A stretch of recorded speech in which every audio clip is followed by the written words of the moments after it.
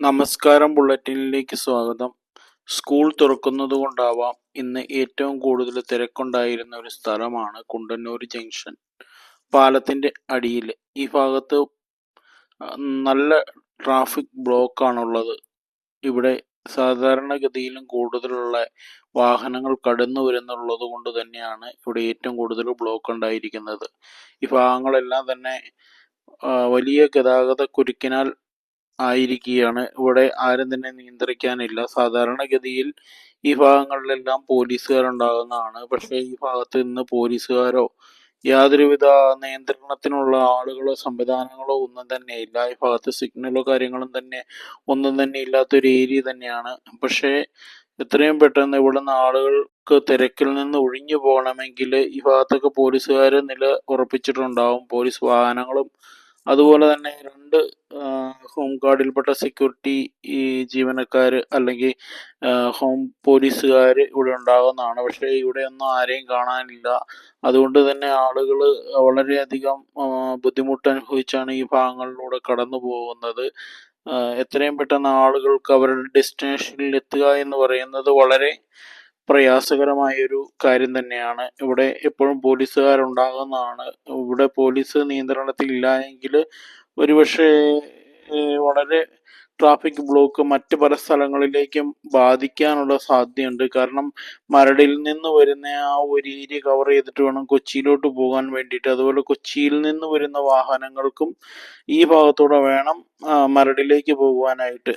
അതുകൊണ്ട് തന്നെ ഇവിടെ പോലീസുകാരോ ഹോം ഗാർഡോ ഒന്നും തന്നെ ഇല്ലെങ്കിൽ വളരെ പ്രയാസപ്പെട്ടാണ് അവരെല്ലാം ആലപ്പുഴ ഭാഗത്തേക്ക് കടന്നു പോകാനായിട്ടുള്ള ആളുകളൊക്കെ വളരെ ബുദ്ധിമുട്ടിയാണ്. ഒരുപക്ഷെ വാഹനങ്ങൾ തട്ടുവാനുള്ള സാധ്യതയൊക്കെ ഉണ്ട്.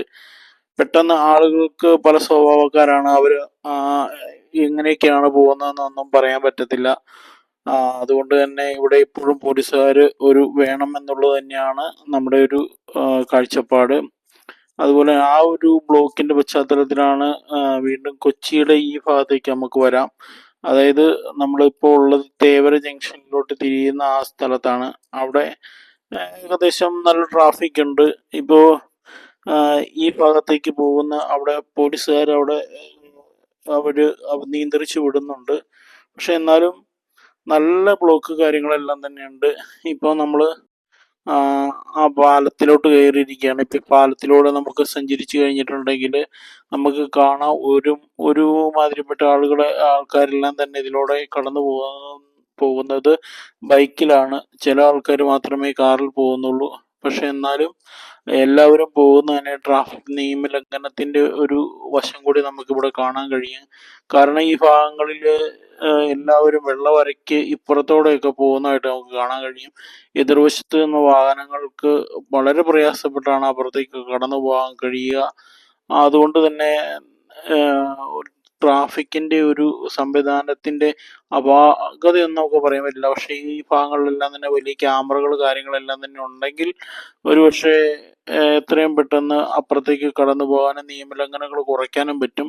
അണ്ടർ കൺട്രോള് എല്ലാ സ്ഥലങ്ങളിലും ക്യാമറകൾ ഉണ്ടെങ്കിൽ ഒരുപക്ഷെ നിയമലംഘനങ്ങൾ ഇനിയും നമുക്ക് പിടികൂടാൻ പറ്റും. അങ്ങനെ ഒരു സാഹചര്യത്തിലേക്ക് എത്തിച്ചേർന്നാൽ മാത്രമേ നല്ല ഒരു ട്രാഫിക് സംവിധാനം എന്ന് പറയാൻ കഴിയത്തുള്ളൂ. കാരണം ഈ ഭാഗങ്ങളിലെല്ലാം തന്നെ ആളുകൾ വളരെയധികം റോഡ് കയ്യേറിയാണ് വാഹനങ്ങൾ ഓടിക്കുന്നത് എന്ന് ഈ വീഡിയോയിൽ നമുക്ക് മനസ്സിലാക്കാൻ കഴിയും.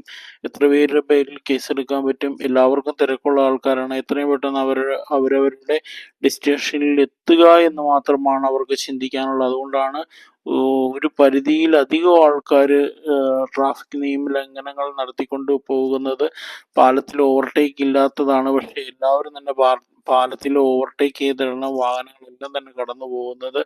ഇപ്പോൾ നമ്മൾ കണ്ണങ്ങാട്ട് പാലത്തിന്റെ ആ ഒരു സൈഡിലേക്ക് എത്തിയിരിക്കുകയാണ്. അത് അവിടെ എത്തുമ്പോൾ തന്നെയാണ് കുറച്ച് ബ്ലോക്കൊക്കെ മാറി റോഡൊന്ന് ഫ്രീ ആയിട്ട് പോകുന്നത്.